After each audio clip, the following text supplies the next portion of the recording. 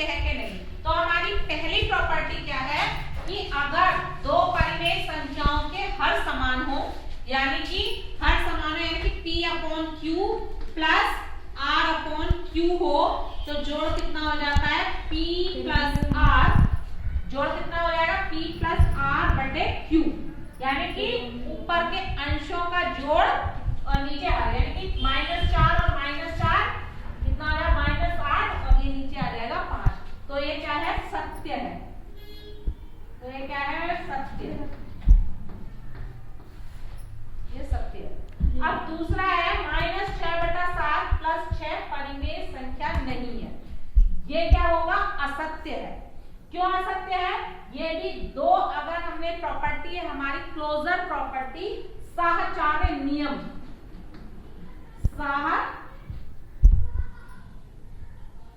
नहीं इसको साहचर्य नियम बोलेंगे, यानी कि क्लोजर प्रॉपर्टी, इसको बोलते हैं संवरक नियम, संवरक प्रगुण, संवरक प्रगुण होगा, ये क्या होगा असत्य होगा। क्यों? संवरक प्रगुण क्या कहता है, अगर किन्हीं भी दो परिमेय संख्याओं का योग क्या होगा, योगफल भी एक परिमेय संख्या होगा। तो क्लोजर संवरक प्रगुण से ये भी -6/7 क्या है, एक परिमेय संख्या है, और 6 को हम 6/1 के रूप में लिख सकते हैं, ये भी परिमेय संख्या है। दो परिमेय संख्याओं का योग परिमेय संख्या ही होता है। तो संवरक प्रगुण से ये हो गया असत्य। दूसरा है, तीसरे नंबर पे है, दो परिमेय संख्याओं के जोड़ने का क्रम बदलने पर योगफल वही रहता है, ये सत्य है। यानी कि अगर हम ये कह रहा है कि P plus Q plus R/S का क्रम बदल दें, यानी कि क्या कर दें, इसका क्रम बदल दें, यानी कि R/S को पहले लिख दें और प्लस P/Q, यानी कि ये कौन सा नियम है, क्रम विनिमय, क्रम विनिमय हो गया नियम से, ये सत्य है।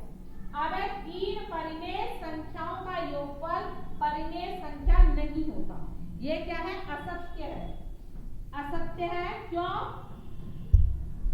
तीन परिमेय संख्याओं का योगफल भी क्या होगा, परिमेय संख्या भी होगा। साहचर्य नियम लगा सकते हैं यहाँ पर, साहचर्य नियम, साहचर्य प्रगुण होगा, यानी कि P plus Q plus R/S plus T/U, इसको जोड़ लीजिए, या P/Q, सीधे ये कह सकते हैं हम R/S प्लस T/U, ये तीन संख्याएं हो गई, तो ये बराबर भी होंगी, और क्या होता है इसमें संवरक नियम भी लग जाएगा, क्योंकि जोड़ जो होता है वो क्या होता है, वो भी एक परिमेय संख्या ही होता है।